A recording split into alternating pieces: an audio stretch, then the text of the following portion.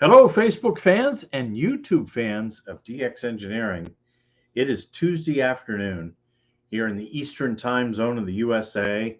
It is 18:15 Zulu on December 12th, 2023. And this is Tuesdays with DX Engineering. And today we have a very special guest. It's Troy, KE8DRR from the DX Engineering Sales and Support Team. Hello, Troy.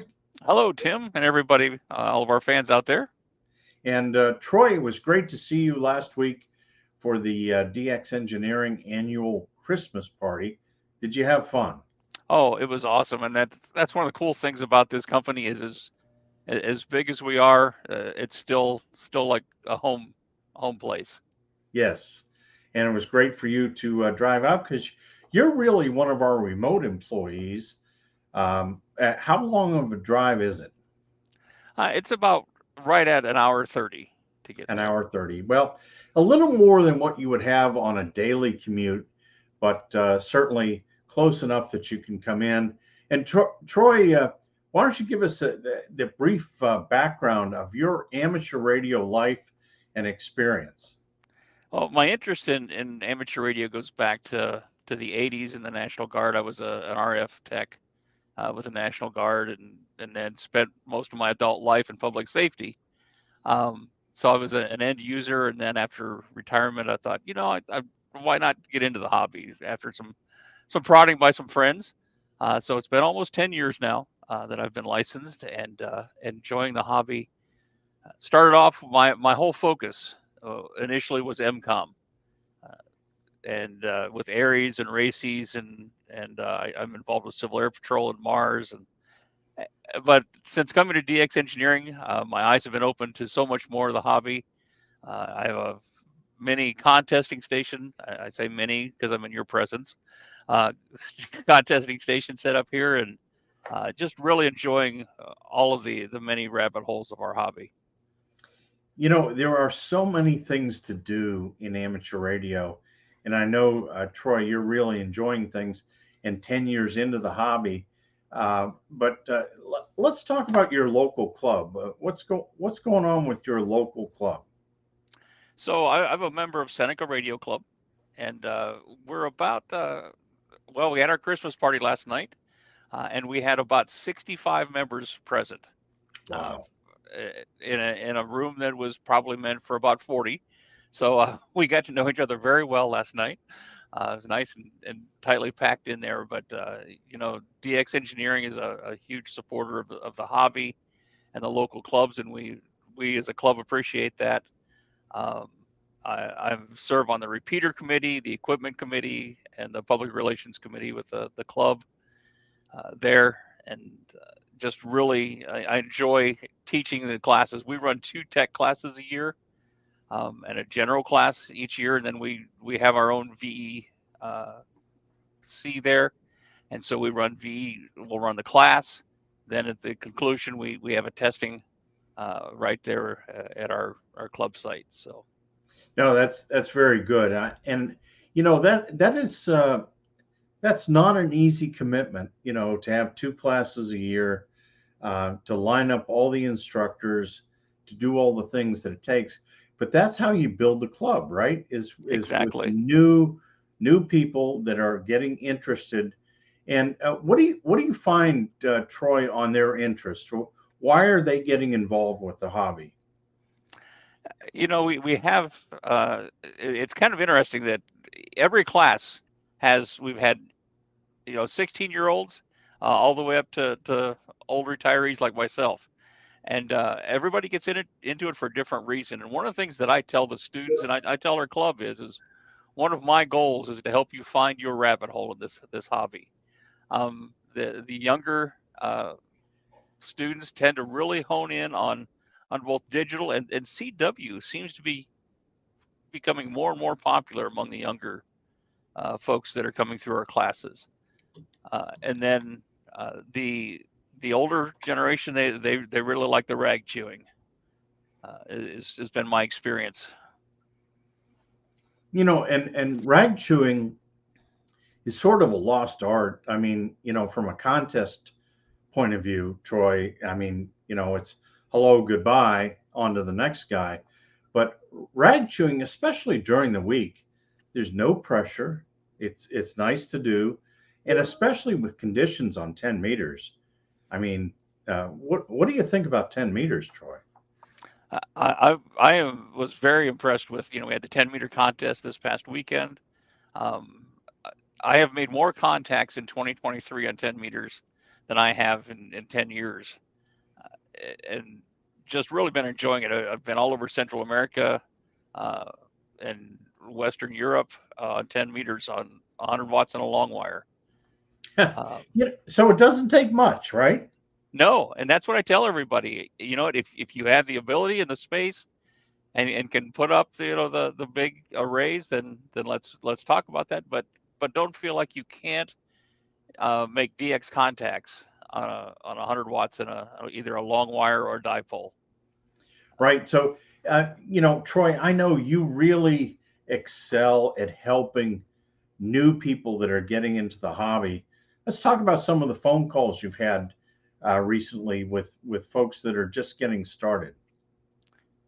So one of the biggest things is helping them set their expectations. Um, everybody wants to get in and do it all in one step, and I'm like, let's eat this elephant one bite at a time. And it was kind of interesting the other day. I talked to a guy who's had his license for 4 years and has never even been on the air. But now that he moved from somewhere in the southeast out to Utah, and his church is part of a denomination-wide relief organization, and they want him to be the Utah representative. And so he called me in a panic. They're talking about Windling, and they're talking about repeaters and all this stuff. And so I think it took us about a week or so, but we got him kind of head in the right direction. And we've been exchanging emails and phone calls. And getting the people who just got their ticket or are still studying for their ticket, but they want to start listening. And you don't have to spend $10,000 to have a nice station. For just a few $100s, we can get you a very nice 2 meter 70 centimeters base station set up and get you on the air and listening and hitting those repeaters that are on the outskirts of 25, 30 miles away and in these rural areas where these guys are living. And repeaters, as you know, Troy, are starved for activity. So, setting that up and buying used equipment is really good, especially when you have a club like the Seneca Club that you have, where you've got some guys that are well seasoned. They know that how things go, and getting some used equipment into hands of new hams. I mean, when I was getting started, it was all good used equipment at a much reduced price. So, that's very good. Troy, looking at over here at the chat room, first up is our good friend Scotty Meyer, KG9Z. Hey, And Scotty is also part of the DX Engineering sales and support team. Troy, have you gotten to meet Scotty? Yep, Scotty and I have spent some time together. Sure.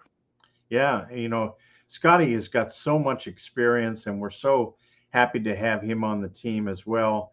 And let's see, we have Adrian Papa Echo 2 Kilo from the Netherlands says CW is the best digi mode for hams, and certainly I'm a big fan of CW. Troy, any CW operations at the KE8DRR? So I have not done any CW since about 1988. So at this point, there is no CW operations here. All right. Well, you never know. The bug might bite, and certainly I'm a big fan.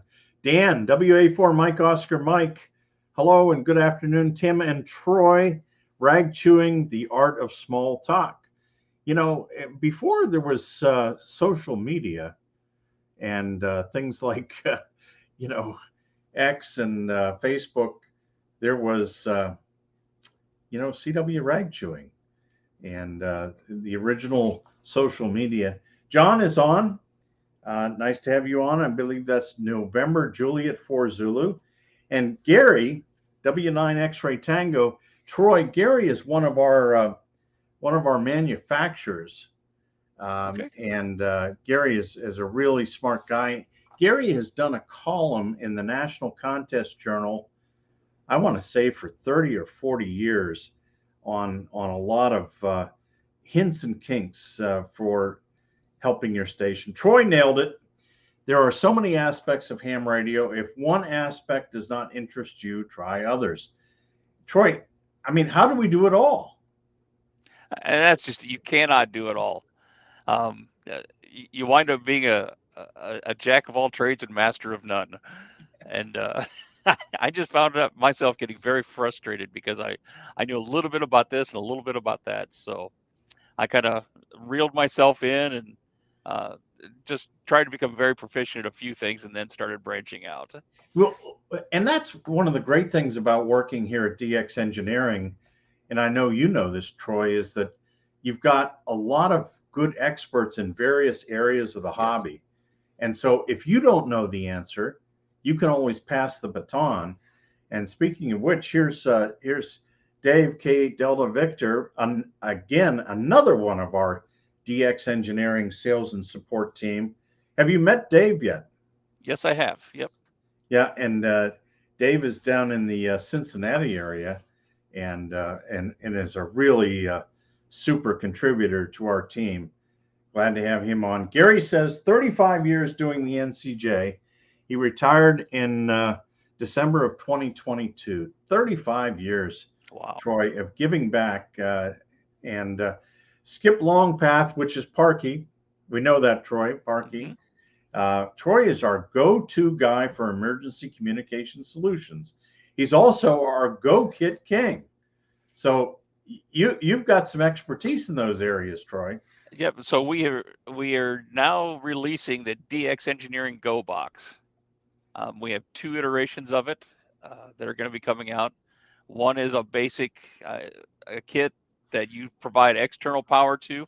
The other kit even has battery and commercial power built into the kit, and so you could have it set up on your desk.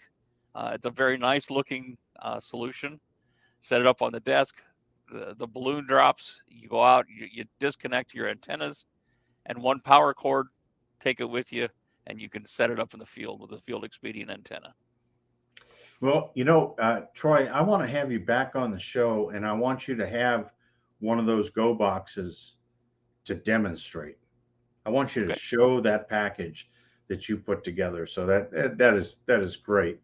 And if you want to learn more about Go boxes and Go kits, just call in to our 800 number and ask for Troy. Bob the Traveler is on WD8NVN, and he's trying satellites. And John is on. Merry Christmas to all my friends at DX Engineering. And John says, Tim, I hear the DX commanders are moving off the shelves quickly. Great antennas. Yes, they are, John. The DX Commander is selling like crazy. And we still do have some stock in time for Christmas. Great antenna. John says, Troy, we need to talk about the Go kits. We need to build 10 of them for our club. We received a big grant to do this. We were going to use iPortable. You want to talk just a little bit about iPortable, Troy, and getting John to get in contact with you? So iPortable was a great little box, but for whatever reason they're no longer in producing the boxes, and that was my inspiration for starting our Go kits, our Go boxes, was the fact that we didn't have iPortable available to us anymore. And so, John, please just give me a call on the 800 number. Shoot an email, dxengineering at dxengineering. Put attention Troy in that subject line, and we can start some conversations and we'll get you hooked up with everything you need. Great. Thank you, Troy. Also, Jeff Moss, K November Delta, is on from Curacao, which is the home of Papa Juliet 2 Tango. And Jeff gets to spend the holidays in the very warm area, and great DX there too. Great to have you on, Jeff. John says, ceased operations. Let's see what else he says. So glad to hear you guys are doing this. So that's good. And let's see, we've got Scotty, WK3N. WK3N never sleeps. And good afternoon to you, Scotty, as well. Thanks for being here. So Troy, thanks so much for coming on today. We're going to do it again soon. We want to have you and the new Go Kit box on, so that we can show all the viewers all the work that you did on that, Troy. Looking forward to it, Tim. Okay. Thanks for having me. All righty, and Merry Christmas to you and to everybody out there. And we'll see you here on Thursday. We're going to have Callum from DX Commander. He's going to be live here on the show on Thursday. So we'll see you then. Until then, 73 from DX Engineering. Merry Christmas, everybody.